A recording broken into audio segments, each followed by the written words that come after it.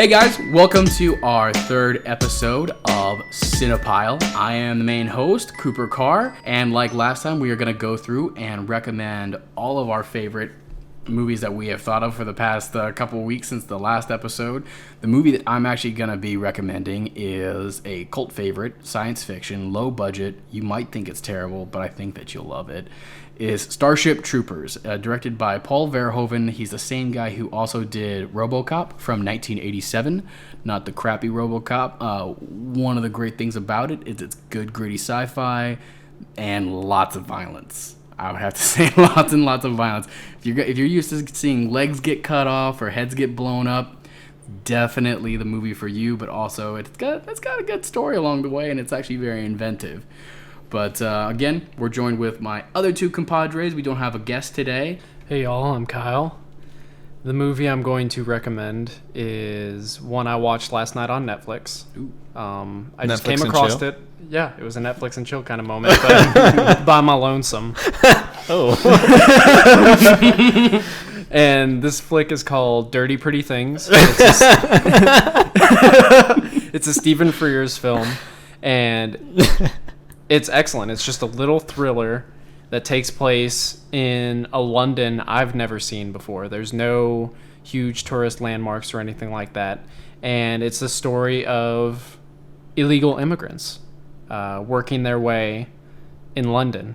And it's, I can never pronounce his name correctly, but Chiwetel Ejiofor, I think is it? Oh, his name? Yeah. From, yeah, that actor. Yeah, Serenity, yeah. and he's got the new one coming out, In Their Eyes. Yeah, he's the guy from 13 Years a Slave. Yes, it was like, absolutely. I will not be blah, blah, blah. He's always like the very, educated. He's great. Yeah. I love him, and his performance is wonderful. But basically, he works several jobs. He's got a lot of mystery surrounding his past, and one day he's working in the hotel, and he finds a human heart in the toilet. What? So it's kind of like a Blue Velvety moment, and yeah, it just takes him, not necessarily down a rabbit hole, but it's an introduction to this world, and it's a nice little thriller. It's an hour and a half. I really enjoyed it. Good for a rainy day. Yes, absolutely. Yeah, excellent. We got a lot of rain. So, hey guys, I'm Neil again. I guess the movie that I really want to recommend, I was going to recommend one before we started. I thought of what I was going to do, but at the last moment, I just thought of another one that I thought I really should share, which is Festin, or The Celebration in English. Yeah. That was one film that, at least in school, that we watched. Probably my favorite one that we ended up watching. And it's just a very simple, it's actually the best of the Dogma, and obviously the most famous one of the Dogma 95 movement, I guess, that happened. Mm-hmm. But all it is just like a story of a huge family reunion in a way that's celebrating kind of the patriarch in the family's birthday, but some very exposing and very troubling details about the family emerge at this birthday. It's a very good film. It's very interesting the way they shot it and produced it. So I highly recommend checking that one out. I will take you up on that recommendation because I actually did not get a chance to watch that. Yeah, it's really good. Oh, it's so good. It gets kind of aggravating sometimes because it's shot in a very, very like a super duper cinema verite kind of style, so that here, take it away because my dog's about to just fall out everything. Way to go, Penny. So you know like the Dogma 95 stuff, obviously. Yeah, absolutely. Yeah, it's all okay. When you said Dogma 95, is that like a certain style? It's a set of rules that a group of filmmakers got together and said they were going to do. Yeah, and I'm paraphrasing at this point because I don't know, the exact intent. But I mean, obviously, it was kind of it's about truth. Exactly. These group of filmmakers were fed up with maybe what we would think of like as just typical Hollywood bullshit, where everything's a lie, nothing is revolving around story and acting anymore. It's about special effects. It's about these huge set pieces. Yeah, exactly. And so they basically just wanted to stray away from that, and they made a movement that, at least to my knowledge, was quite unsuccessful. But they made a couple really good movies. This one being probably the most famous of them. Festin, what I'm saying. Yeah, right. But the whole movement in general, like just a couple of ideas of like what they were trying to do is everything has to be shot on handheld camera. You can't use any tripods or anything. You could stabilize it with your own arm and like lean against stuff if you can, but you can't use a tripod. You can't have sets. Everything has to be a real place. Yeah. So if you want to shoot in a hotel, you need to go to a hotel and shoot it. You can't use lighting. It has to be all natural lighting. So if it's dark out, well, then you better have lamps in this place, and that can be your only source of lighting if it's actually on. And you can't bring things to the set. Yeah, or get ready to see a lot of noise. Because I know there's one part, they're like going down a hallway, and it's just like filled with color noise. And you're just like, well, gotta let it go. Yeah, it's like that's just one of the things that one of the caveats that comes with that naturalistic shooting. But you can't do audio editing, as in you can't add in like Foley or add in like ADR or anything. Okay. It all has to be recorded on set while shooting. And that brings me to my favorite rule of the Dogma movement, and that is there can be no non-diegetic music. So any music... Non-diegetic, what's that? Basically, it has to have been there in the place. Somebody had to have put this music on a turntable, or there needs to be a musician in the room playing it. It all has to somehow be involved or present in the story. And yeah, I wouldn't necessarily say it's an unsuccessful movement, although all of the filmmakers strayed from it. It was like a cool creative block for them. Well, that's really what it was. Even Festin breaks the rules, and it's the movie that I think most people would point to as Dogma 95, and it couldn't even follow the rules. So I guess when I say unsuccessful, I just mean no one really did it. Like no one. Yeah, it's difficult to follow. Yeah, exactly. But what is in particular this movie kind of achieved is following those rules as best as they can, and they might have broken a few things with lighting, I know. Yeah. Where they, put something over a window so not so much light was coming in because it's blowing everything out or something, which you're not allowed to do, though. Well, they say about art, there are no rules. Yeah, there you go. But, if you can achieve what their rule book is, trying to get you to do, what it ends up making and why the movie's so compelling is it's a really good movie in spite of all of these limitations. That the only way you can be good in spite of all these is because you have a great story and the acting is really good. And that's all they could focus on because that's all they had. And they were wildly successful, in my opinion. There's kind of a similar thing happening online occasionally, I would say. And there's several artists online and on YouTube that I've seen who are very adamant about continuing to shoot with their Canon T3i DSLRs. They don't want to get caught up in the rat race of trying to buy the new camera because they are saying again and again, it's not about dynamic range. It's about what you have in front of that camera. Yeah, I know there's this one YouTuber that I follow. He's like a tech review guy, so it makes a little sense for him. It's MKBHD, and he has a red dragon that he uses to record his YouTube videos, and I'm just like, wow, what? Did he purchase it? It's a red dragon weapon. He's an extremely successful YouTuber. He probably makes like anywhere from $500,000 to $1 million a year from. Whoa. He makes. What are we doing, guys? He makes that YT podcasting money. Well, but my favorite thing about those YouTubers is the fact that you can go back to their first video and you can see like how much they were hoofing it and how much they could do it, because people now, they want to be famous. They don't want to be a person who likes something such as this. I remember before I started the podcast, I was like, do I want this because I just want to be famous, because I want to be like Mark Maron, because I want to be like Joe Rogan or Radiolab? And I was like, or do I want to do it because I want to hang out with my friends and talk about movies more? And so I was just like, I just had to ask my question. I was like, if I went for a year being, getting 10 views every single, YouTube, for every single time that we upload this to YouTube, is that okay? And I was like, yeah, that's okay. And I think that's like a really important thing, and kind of the stupid thing that a lot of early filmmakers make a big mistake of walking into, because they think they can just walk on and be a writer director, or they can walk on and that they'll instantly be famous. And it's kind of I'm not sure if it's a new thing with millennials or if it's, I mean, I think that's just kind of like there's just stupid people, but There's no way for us to judge if it's a new thing. yeah, I think more so what it is YouTube went through its golden era of makers, because it was when YouTube wasn't popular, and so now it's who is popular are the original passionate individuals who just kept working it and working it and working it. And now all their videos are extremely well polished, and they have all these really great stuff. It sounds so good when the refrigerator turns off. Yeah. Oh, the We damn should just unplug refrigerator. it. Oh, man. But, yeah. So this one YouTuber I saw, I can't footnote the name for the life of me. What do they do? Maybe I watch a lot of YouTube. It's just film kind of stuff. Mm-hmm.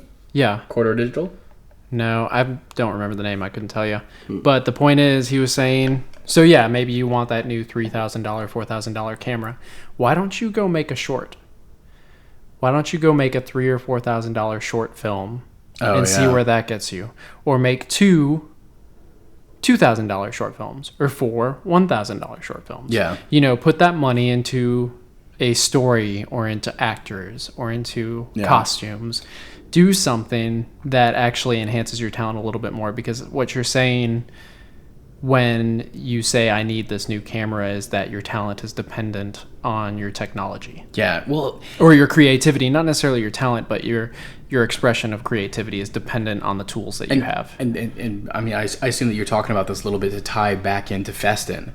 Yeah. And the fact that, you know, I loved it to where they were just like, hey, I'm walking into the wilderness with my one Swiss Army knife. Well, it's not even a Swiss Army knife. With my single blade, fixed blade knife, I'm going to do what I can do.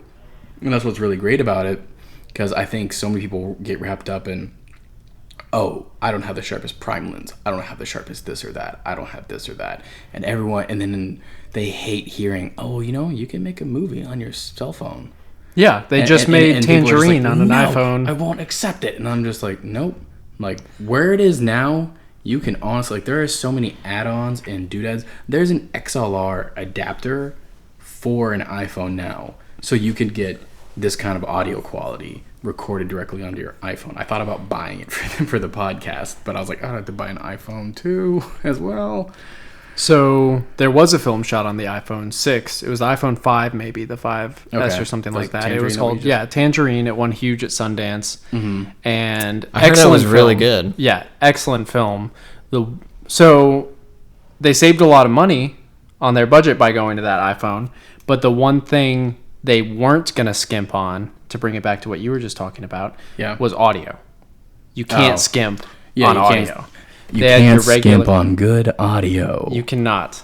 So that film would have been really distracting had they have had iPhone audio in there. Now, Yeah. now, Kyle, I have a question. Will people leave a movie theater because of poor resolution or because of poor audio quality? The resolution's not bad. It looked pretty damn good on the big screen. I'm not going to lie. It did not look bad. Well, what kind of It resolution? looked I don't even raw. know what it can shoot. If it's an iPhone, I mean, it can do 1080p. And, Yeah. and if they do Fine. enough, and if they do enough post production, You can upres it. yeah, you can upres it. You can remove all the artifacting. I just saw this one thing that was I just got a bunch of cubes, lookup tables for just Impulse. Impulse. That's what they're called. Oh That's yeah. what it's called. Impulse. Yeah, it's like a bunch of different like looks that you can upload, like Fujicam, like 300, and like It's all not. these different. They're styles. not looks, No. but they're It's not like It's not like grading something. You don't just apply it and you're done. And it's more of just to replicate. Or this is their intent. This is what they say on the website, at least. Okay. It's just to replicate a film stock. So, Yeah. if you shot something on Rec 709, for instance, you can then go, okay, from Rec 709, let's put it at 500T. You know, like you can get like Kodak, or I mean, really, they have like a huge plethora of different choices you can make. Then from there, you can grade. That's basically what it is. Okay. Cool. So it like set you up as like a good base or something like that. Yeah, maybe not even a good base, just this is what is supposed to, that film stock looks like out of the can had you shot it on that. Okay. And why I brought that up is there's a guy who shot, it was Corridor Digital. They shot on an iPhone 6, and they were just showing like, you know, different tips where it's just like, oh, hey, you're facing away from the sun, and now you're balanced and it's like balanced for the highlights, because you don't want blown out highlights because those are the worst, and it's a telltale sign for a cheap camera. And now get a balance board to go behind that person, and then bounce it from behind them to the silk in front of them to the subject, and now your subject's lit up. And I love those guys just because Corridor Digital always has really great stuff, and they've been going around for about 5-6 years now. Yeah, like I watched them all through college, like just going from bare bones T3i to like, yeah, we're doing a 3D map, double red dragon, like rotoscoping experiment, and like blah blah blah blah blah. One of the other guys broke off, and he now has his own gaming company where he's making Oculus games. Nice. Yeah, those are really cool. And he's like doing a first person shooter. Looks pretty awesome. But I feel like I'm getting a little bit off subject with that.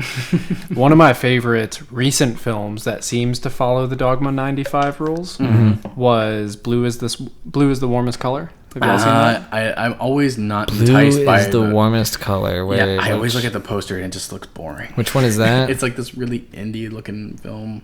Yeah, it was. It was at. It's really boring. It's fucking indie. I just. And Kyle's just like, you're so. Yeah. I know. I'm very much so judging a book by its cover, but I just saw the poster and I was just like, I know I'm not in the movie for that kind of movie. You're not. Well, I'm not in the mood for that kind of movie. Sorry. You should give it a shot. It's really long, but it's also very honest, and yeah. I enjoyed it. I haven't gone back and watched it again yet because it's one of those films that it is kind of an undertaking. You're going to sit through at least 3 hours or whatever the running length was. Yeah, like I made it through halfway. But it won. Yeah, it won the top prize at Cannes Film Festival. All right. I think Spielberg was like What's the it jury. About? Entice me. The idea is you're in. I want to say you're in Paris. It's modern day, and a younger girl is discovering her sexuality. Yeah, and it was she's about, like, not sexuality. Yeah, she's not that all excited by this guy she's seeing, and she encounters a girl in the park with this bright blue hair. Okay. And they just pass one another, but I believe, if I remember correctly, they end up running into each other again later, and they become lovers. And so it's a love story. Okay. And where you say boring, that actually kind of goes into what I thought the filmmakers were trying to do, was that they were trying to make a lesbian love story mundane. They were trying to make it normal, not that like this movie is a lesbian love story. It's like this is another love story that. But yeah, it follows all those rules, and there's a really beautiful moment when she first sees the girl with the blue hair, and it's I always mispronounce her name, Léa Seydoux. She's Inspector, which comes out tomorrow, as of the recording of this podcast. Oh, she's one of the new Bond girls. And I was like, "There's an Inspector Gadget." No, tomorrow. And I was like, "Yes, Inspector, boring." But there's a street musician there when she sees this, who's going to be like the love of her life, right? And he's playing on these beautiful steel drums, and it's just this perfect moment that they achieved while still following the Dogma 95 rule. They had the music there in the scene; it was part of the story. So I recommend that one as well. Okay. Do you take back your other one? What was my other one? Dirty Pretty Things? No, that was such a fun film. Oh my gosh, the contrast in Dirty Pretty Things is so great. It's like Tony Scott doing a toned down film about immigrants. It's insane. That's a really good description. It's so funny. Like, I wish we could. I wish we had some C-stands so I could just get like a Fernie pad and block off the kitchen because it acts as such an echo chamber. We should just move this. We'll switch up our location sometime soon. Ooh, you think anybody would send us a poster if we asked? A movie? Should we give it our address? Depends on who's listening. I don't know. Well, I'm going to do it. So to the left of us is 2 posters currently that's on our Cinepile wall. And it's going to be our pile of posters. And I want to see this entire wall covered in some of our favorite movies, and anybody who listens, some of their favorite movies. So if you're out there and you want to shoot us a poster, you can mail it to 6646 East Lovers Lane at 1402 is the apartment. Now you're on the grid. Now I'm on the grid. Yeah. Shit, dude. That's whatever. I really doubt we're going to get people to murder us. You think we'll get people to murder us? I would be honored. If someone cared enough about the Cinepod podcast to come murder us. They hated like, our blue is opinion the about warmest fucking Dogma 95. This is bullshit. Preston was garbage and you know it. Well, moving away from our own recommendations, a movie that we have all seen, yeah? Yeah. Okay, so this is on Netflix actually right now and was also briefly in theaters and might be in some select art houses. It is Beasts of No Nation. Essentially what that entire premise of the movie is you're following a little boy becoming a boy soldier in Africa, and it is not a happy tale whatsoever. But it's very colorful and pretty. It is. Indeed. And so we're going to talk about this movie hopefully for the next half hour or so. We'll see. We'll see. We'll talk about some fun stuff along the way. So yeah, what was everybody's first impression? Me, I honestly wasn't super duper stoked about the whole movie. Like beforehand or after? First impression. So this is after you watched the film. You've seen it. Right after I saw it, I wasn't super stoked about it because though I loved the shooting style, I mean, we talked left and right about how great it was shot. I liked the story, but it left me feeling so incredibly stoic and numb, I think from the extreme harsh reality, that I just was just like, I don't know what to feel. Because, I mean, it didn't follow the convention, your typical story arc, to where it was just like, you know, it wasn't like, oh, here's a boy soldier and a beautiful white woman comes and saves him. Or he meets the love of his life or something. Meets the love of his life and like takes him back to America, or, you know, he, you know, starts to go back to school and he becomes his own man, and then we see him grown up and better. It's just like things get worse and then they get worse. You know, everything you've just said had flipped the beginning and saying how much you loved this film because it wasn't like every other story arc. It's like you could say that. and I completely. That's a pro for it. Yeah, definitely is a pro. I completely agree, and I enjoyed it for that aspect, and the fact that you followed this boy completely in a very linear method, and you felt for him in a lot of ways. I mean, there were times where we were cringing at like the life that he had to lead, but. Maybe I almost got I'm also super whatever to violence. I'm American who watches too many violent movies, considering that I recommend Starship Troopers because I love it because of the level of violence. So seeing like that kind of malevolent violence didn't really faze me as much as it would. A lot of reviewers, and I agree with this, said that it was less violent than they expected. Yeah, it wasn't very gratuitous. Yeah, like there was one or two scenes. I was kind of surprised that I didn't get to see a dude's melon get chopped in half. Well, you did. Well, a little bit. In a realistic way. But not chopped. No, but that doesn't go after it.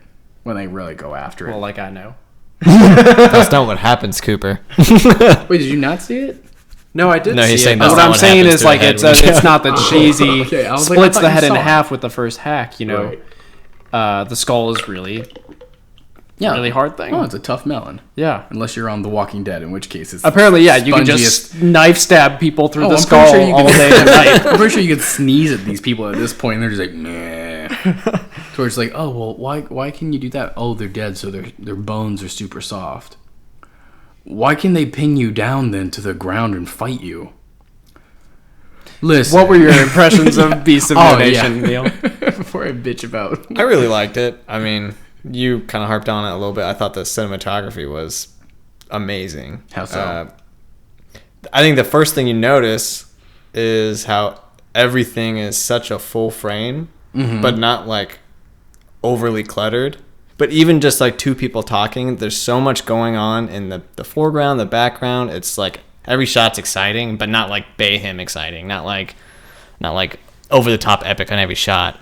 No, but every shot has texture, rich, and I think that goes can be partly attributed to good staging as well as shooting in Ghana, you know, on location, having these dilapidated buildings that they could stage tracking shots in and things like that, you know, and they'll stage it at not even magic hour, but after the sun has really dipped beneath the horizon and everybody's just kind of like this weird shadow business. Do you remember that one scene with the commander when the little boy Agu, yeah. yeah, he comes up the stairs and the sun has already set. It's just like the clouds are lit up. That's right. Wait, and they're and really they're sitting deep on in the stairwell? shadow. what's like the construct? Yeah, it's like it looks like a construction area. Yeah, I remember that. Yeah, it's like not even magic hour anymore. They're just shooting in the night.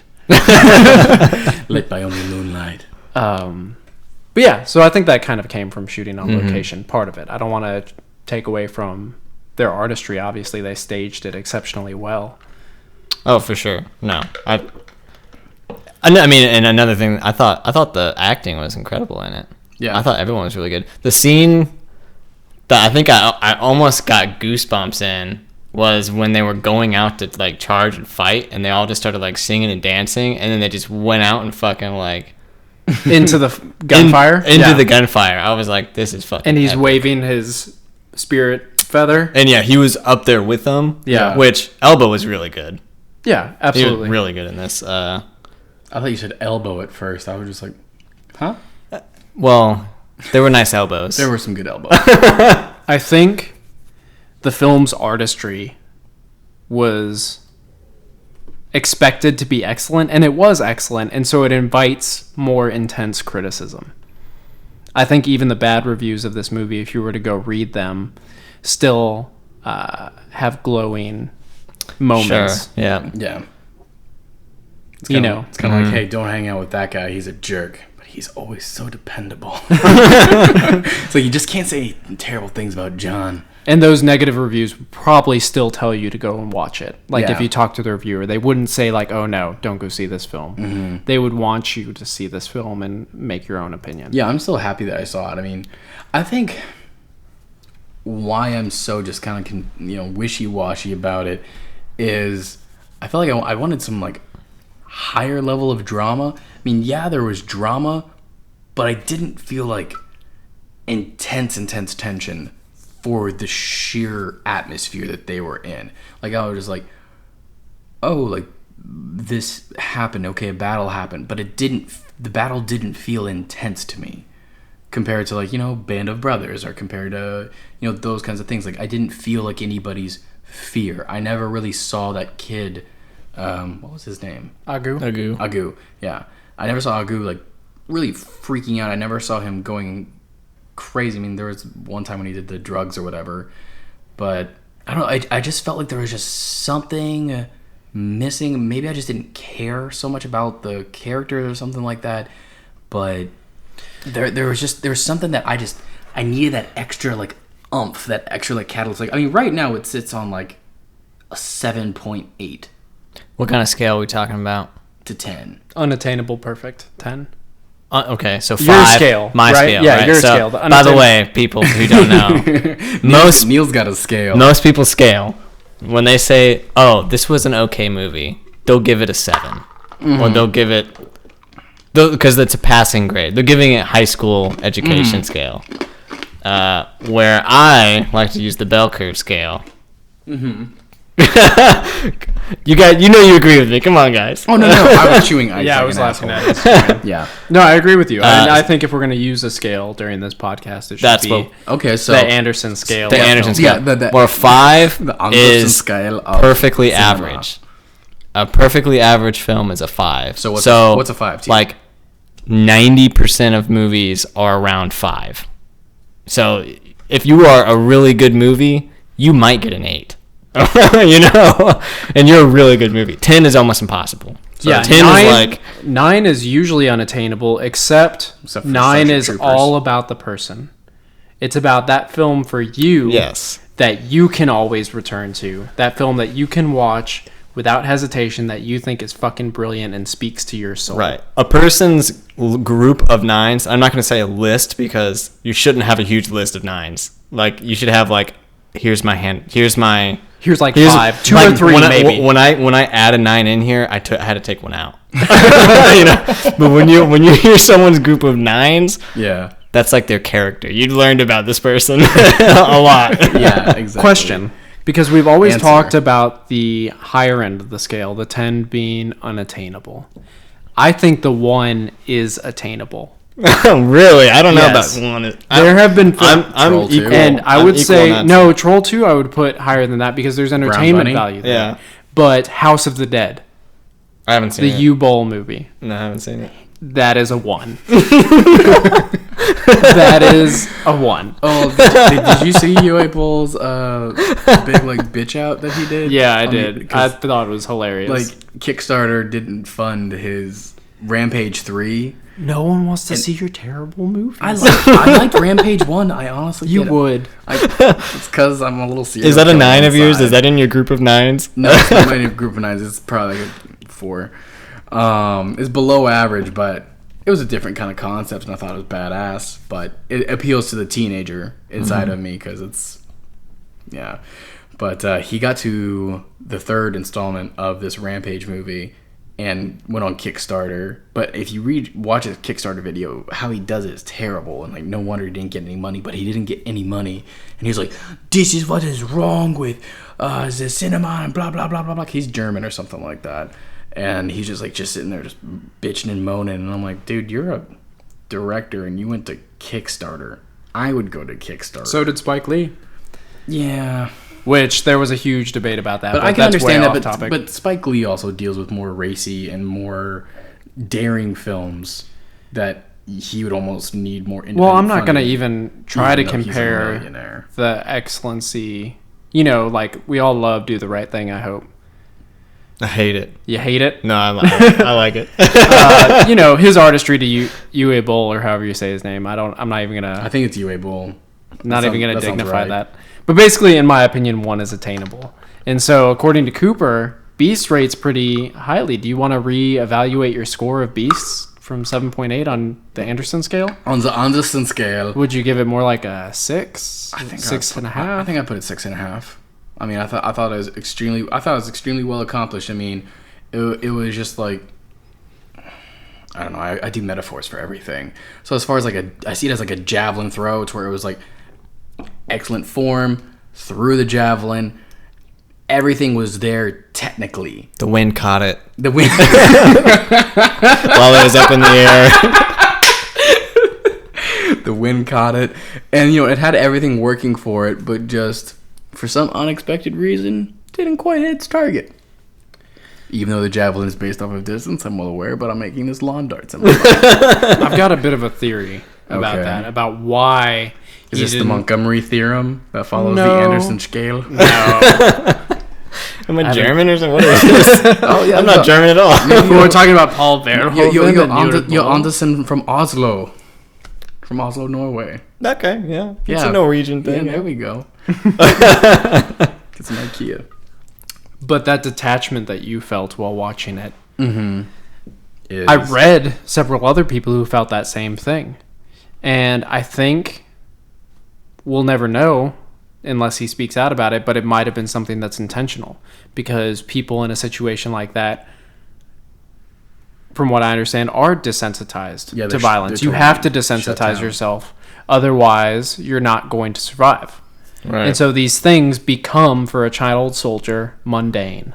Right. This is their everyday life. Yeah, and that's what one of the things that I started thinking about afterwards when I was sitting there going, okay, well, I didn't like it. I was like, okay, why didn't I like it? I'm like, I liked it because it felt too, specific as far as A, B, C, D, E, F. And I was just like, it was going from one plot point to another with some fuckery every now and then. But I was just like, yeah, fuckery. Look it up in the glossary. It's there somewhere in the cinema annals of history. That toward the end, I was just like, okay, so maybe this very neutral feeling I'm feeling was supposed to be something that they felt. It's just like, it's like if a performance, you go to I'm trying to think of Andy Kaufman. He was a famous comedian who would sometimes go on stage and would just read an entire book for hundreds of people. He thought it was funny. And Because he's a troll. well, and then but then he would get a evocative response from the audience, and that's what you're going for. You're going for something evocative out of the audience that's different. That's what comedy is getting something that you haven't done before, and that's what he did, and that's what made him Andy Kaufman.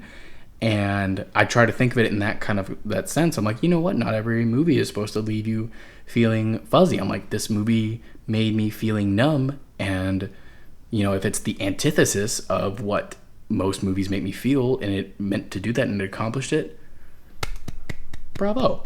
And that's why it gets a 6.5 from me still, because I do think it was going for that, because they certainly didn't try to trump up. They tried to not make you really fall in love with his character. They didn't make you try to really constantly root for him, but you did feel a certain depth of sorrow for him, but not like a malevolent anger toward anyone. There was no it was just this neutral, numb, gray blob at the end for me. As long as what you're talking about, that sensation of feeling numb, isn't equatable to feeling bored, because that is a sin, a filmmaking sin, right?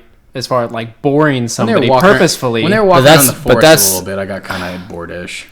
But see, I feel like the audience is changing of what's boring. People are so used to war movies now that what's interesting might not be what's true anymore. You know what I'm saying? You can get bored by saying, comparing the fight scenes or the battles to Saving Private Ryan and stuff, which are much more sensationalized. Which I'm not saying they're not true or whatever, but it's there's really meant to be action sequences, exactly, where this was almost deadpan, right. violence. So it might be boring, but if that's what's true, I'm not saying that's a sin of. I can't say that's a sin of filmmaking, because sometimes a film like this, especially, is not just about entertainment. It's about showing people something they're not aware of. Well, not being boring doesn't necessarily mean entertaining. Sure. You know what I mean? I could be thinking a lot of Kubrick's films are extremely slow. Mm-hmm. In Full Metal Jacket, how many battle scenes are in that? We still call it a war film, and it's not boring by any means. You don't necessarily. I'm not talking about. I thought the movie was going to be violence or anything. Sure. Did you? Yeah. It's got funny parts. Literally in Boy Scouts, I never saw it, but in Boy Scouts we quoted it constantly to each other, because I guess there were some kids who had shitty dads who were just like, "You need to watch this," and so all the time we'd be like, "Bullshit, you could suck, Godfather of Gardenos," and we do stuff like that. And I always thought it was a jokey joke, oh, these are some guys camping around in the barracks. Then I saw it and I was like, oh my, this is horrible. Yeah, so I would say not entertaining doesn't necessarily mean boring. You know what I mean? Yeah. I'm not trying to get it. I'm explosions or anything. Yeah, but I'm harping specifically on fight scenes and stuff. Right. Which I liked that the fight scenes in this were more like a dream. I think that's something I really appreciate about The Thin Red Line as well. And I definitely noticed several moments of similarity between the two films. Well, and it's pretty rare that you actually saw the effect of their violence. You just saw them shooting their AK-47, and maybe a dude would fall over, but it was never really over the top bloody. It was not really, showing the other side of the enemy and they're trying to get away, and then someone turns the corner and just lights them up, that you would get with more of an American kind of World War II film. No one getting an RPG and it shows the machine gun nest and they're talking to each other and they get blown up and showing their bits and parts flying everywhere. It was just kind of you saw what they saw. It seemed way more real to me in that way, because you didn't give the audience some overarching view of the strategy or what was going on. It was just they were following a commandant, and you go here, and if you see somebody, you shoot. Right.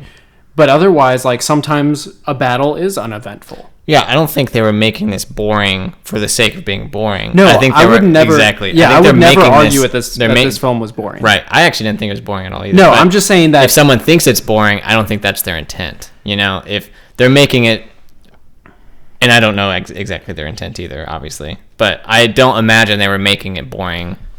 I hope I didn't imply that I thought it was boring. No, I was only saying that the feeling numb after a movie instead of feeling like galvanized or like that you want to go donate to some charity who's helping child soldiers. Yeah. As long as the feeling of numbness that was present because of the violence or because of the dreamlike stuff, as long as that feeling didn't come from just you weren't even paying attention anymore. You know what I mean? Right. That's why I think that maybe it was something intentional on the filmmakers, because the film wasn't boring, but it wasn't particularly emotional either, except for a couple key scenes. Mm-hmm. Right. Yeah. So what would you guys give it on Actually, on the Anderson scale? This is exactly what I was going to say. I think since the topic for this movie, or for this podcast, I'm sorry, is Beasts of No Nation. Ooh, wait. I think for each episode, we should do like a cumulative rating for the movies that we talk about. So for last episode we did Sicario, we should give that a rating. each of us individually or as a team? Maybe we should average it or something. Sounds like communism to me. But so then, like, each episode we can have, this is what the Cinepow rating for this movie is Oh, hey, yeah, I like that. on the Anderson scale. Yeah, on the Anderson scale, Cinepow gives this a 6. Good luck at a 7. Okay. You know, I feel like So Sicario kind of falls right into that numb feeling. I agree. Mhm. Yeah, Like yeah, Beasts totally. of No Nation. It's not a bleeding heart film. No. It's not something that's trying to get you out there to do anything about it. But I feel like it's it did kind have of hopeless. stronger emotional stingers. As Only for the Sicario Del Toro, I would say, was Yeah. there any emotion on my part, really, and that was because you knew of his loss. Well, yeah, and that was my thing. It was just like, because I mean, with Emily Blunt toward the end, I mean, she's like I don't want to do any spoilers, so spoiler alert: mute your podcast for 35 seconds. So when he has the gun to her face and he's like, "Hey, sign it," she's crying and saying, "No, no, no!" And it's this excellent cumulative story of these two individuals coming to this one point. And there's a lot of tension and there's blood, and you're leaning in. And I never had that leaning in, really, really intense moment with Beasts of No Nation. Hey, if you're They back had from muting, They had no an more incredibly similar scene, though, now that I think about it, in Beasts of No Nation. Spoiler alert again. where at the end of Beasts of No Nation, We need somebody has the commandant has Agu hold a gun to his chest.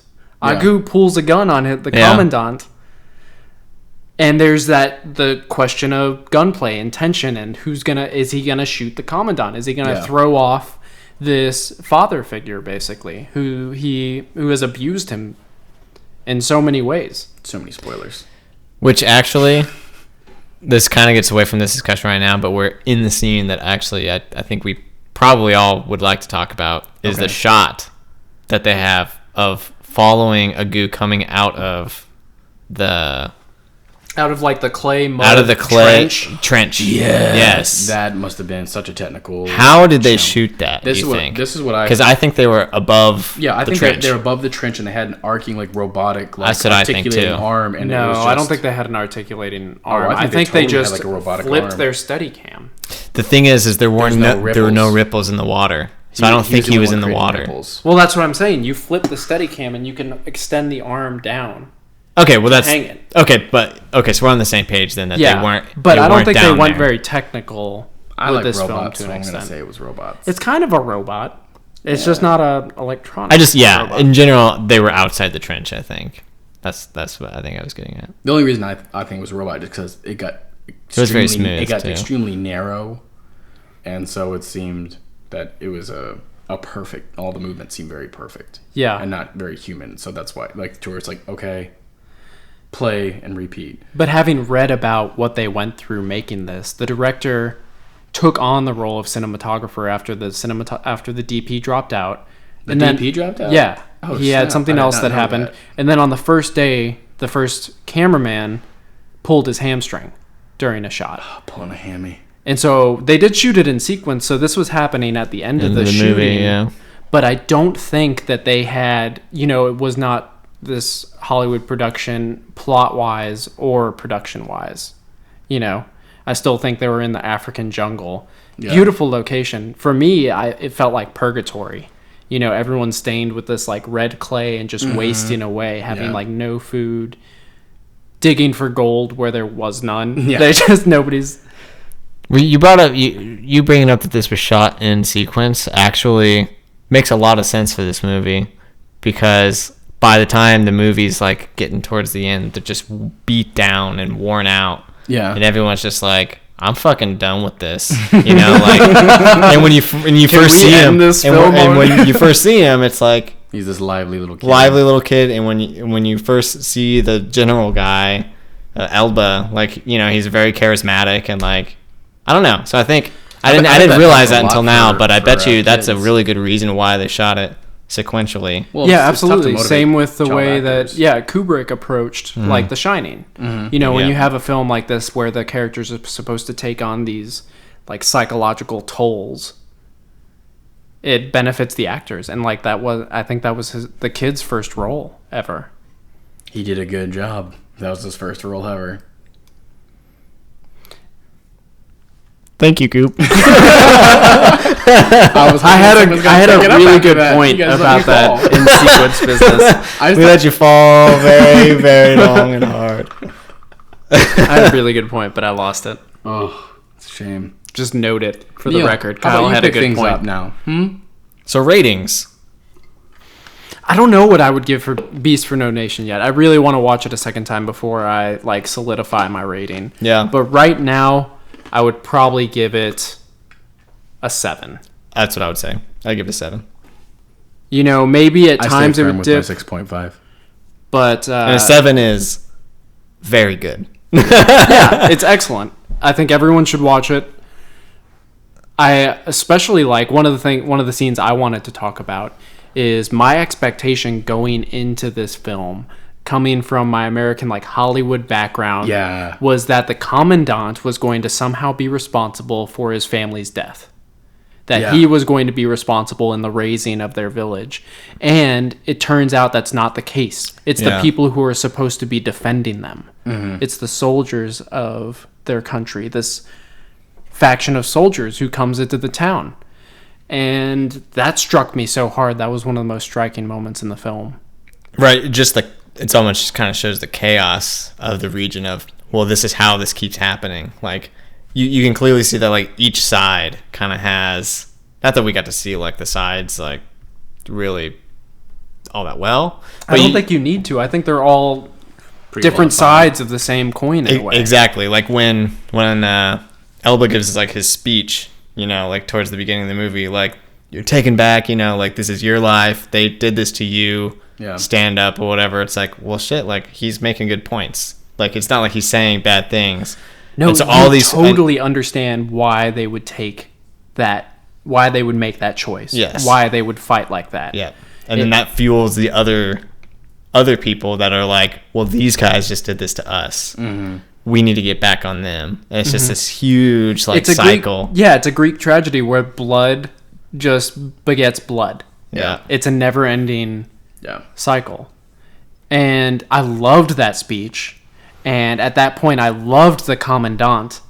I was 100% on his side. Yeah, you did kind of start rooting for him. And so I was so betrayed when he raped Agu. Spoiler alert. Retroactive spoiler alert. Maybe you should do a little, like, emergency bell toll. But honestly, if we're going to discuss a film, we shouldn't have to give spoiler alerts. If somebody's going to listen to the podcast about a film we're discussing. True. We need to discuss the important plot points of the film. That's going to involve spoilers. So for me, that was really strong. I was actually, looking back on it, pretty emotionally in the story. Because I felt betrayed when I just realized that what the commandant had done.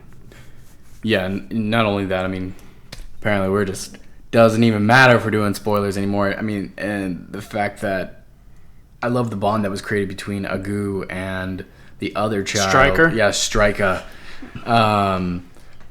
because Stryker was, also raped by the commandant, and so like how he was just like, hey, I've been there too. Because Neil and I actually, following the same kind of Americanism of thought, we thought Stryker was gonna get really jealous of Agu, and that he was gonna seek some kind of, child vengeance on him. Bro, I was right there with you. Yeah. I thought he was going to be jealous of the commandant's attention. Yeah, because it's reasonable. I think they knew who was watching because they give you that red herring, and they're just like, hey, he's gonna let him look through, what was it, binoculars? There's a specific shot that's like, he's holding out his hand so he can look through the binocular too. And then they show him behind, he's like, Yeah, Like- and right there, like Neil and I were just like, ooh, snap! Yeah, we're gonna see some kid-on-kid murdering going on now, and again, they completely abandoned it, and they actually became brothers, through the war, and Agu actually was the one who ended up caring for him and returning the favor and taking care of him as best he could, but and then he ultimately has the random bullet, the stray bullet. yeah. Which I really enjoyed the depiction of that. It's not some climactic platoon-esque they leave scene him. where you see your friend getting shot. No one even saw him. Yeah, no one saw him get shot. Everyone left. No one even knew it. It was as if it didn't happen or he wasn't even there. Yeah. Yeah, because if he would have not moved with anyone else, No one would have known what happened to him. he would have just sat back and just. This is a reason I really want to watch the film again. Yeah. Not only, it deserves it, We'll do a live. but the podcast of things it. like the red herring, that's not going to get me the second time. So will I have the same tension and attention watching the film the second time around? Okay. I think so. Yeah. Could it get bumped up to a 7.5 on the second Could it? viewing? Ooh, that's a lot of big talk. That's big talk. Maybe 7.25. We don't do that kind of ratings here. Oh, we do in chunks of 0.5 now. The Anderson scale. You know what a curve is, right? There's all kinds of points. I could give it a 7.33. How about that? We don't do infinite numbers here. So what about Sicario? What about Sicario? The rating? What I would rate it? Rating. It's tough to say because I really need to 6.6. see it again. 6.6. Looking back, I would probably give that one closer to a 6. I would say See, maybe now I 6 feel and a like an half. asshole because I would almost rank it a 7. I'd give it a 7. I thought they were equally good. Yeah. In completely different ways, though. With Sicario, there wasn't a single moment that I just wasn't completely enthralled. Obviously, like, as far as a 10 goes, that belongs to Gone Girl. For those listening, you need to hear the previous episode if you want to hear. Did we talk about it in the previous episode? I don't Your even know. obsession with- I don't think we talked about how much I like Gone Girl. Okay, you need to have a separate episode, just an aside to tell your story of did Gone we? Girl. We talked It about was it either amongst before. ourselves. Yeah, maybe we weren't recording at that time. You know, it was because I was talking about before you moved in here. We may have done our false podcast, the one that we did just to Oh, get comfortable sure. with recording and everything like that. And the one That's right, because I was like, remember that listen to time our you told me a guys. story about... Yeah. Yeah. That's, For me, Sicario was a little predictable. yeah. I didn't feel very surprised, even though I enjoyed every minute. I'm definitely on the edge of a 6.5, 7 for that one. Yeah. I'm leaning on a 7 right now, though. But You could almost Absolutely call it a solid. I would 6.75, really. I wouldn't hesitate to recommend it to anyone. Yeah, yeah. that's for true. I mean, even You in speak the true truth. anything above a 5 is recommendable. Even 5s can be recommendable. Yeah, You know what I mean? absolutely. So But not for a lot of dates. 5s. And anything really Maybe low. especially for dates. You don't want to pay attention to a... Oh no, You don't want to be distracted from I an was 8. just saying like a 5 would be like a chubby lady. Oh, gotcha. It's I'm it's talking it's in anything that's scale. in the 3 and 4 and like bottom half of 5 that isn't recommendable. 2s are recommendable Okay. because of how bad they are. Moving They at away least have from the value. rating scale because we're coming up on an hour and about 2 minutes here. So movies that are up and coming. We've already talked about The Revenant.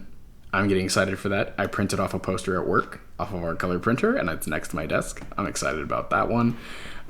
Spectre comes out tomorrow. Spectre coming yeah. out. Hateful Eight's going to be coming out. Star Wars is coming out. Side note, they still haven't What side note? released the list of 70mm theaters for Hateful Eight. Oh, yeah. So we still have to wait to find out if we have to drive to Austin or not. Yeah, if we have to drive to Austin or not to see the extra 6 minutes in the overtures. Dude, I'd totally drive to Austin for that. That'd be blast. Absolutely. Yeah, yeah.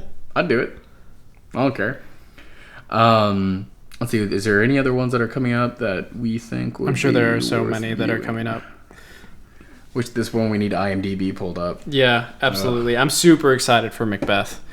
Yeah, Macbeth is going to be really good. Did we talk about... We haven't talked... We didn't talk about the fact that we all saw Steve Jobs. We have Next not. episode. Next episode will have to be Steve Jobs. Mayhap. When are you going to be back, Kyle? After the short film. Out of the short film? Yeah, after The Resurrectionist. Cool. Which is a short film I'm shooting in 2 weeks now. Yep. Oh boy. So... Exciting stuff. All three of us are going to be involved in it. And... You know, hey, refrigerator. It's like, time for podcast to end. I don't know why my refrigerator's red now. I think because the fan was so janky. It's because it's janky. Yeah, like a fat redneck. Put more shakes in me.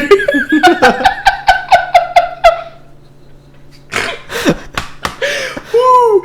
I thought that was way too funny. Okay, well, I think we wrapped it up well enough. Certainly go see...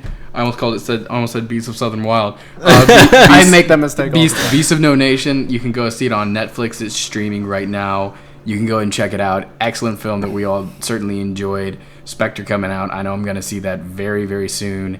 Probably this weekend if you want, Neil. Yeah, I'm down. But and again, if you guys are liking this podcast and you're listening to it on YouTube right now, please give us a like or something like that, just so we know that you've made it this far. Because these little bits, the little crumbs that can be fed to us, are very important right now. It's very motivational.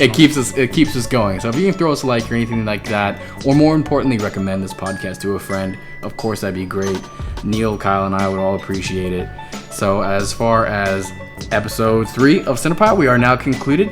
I've been Cooper Carr, Kyle Montgomery, and Neil Anderson. and please send us your posters and don't murder us. All right, Please. bye.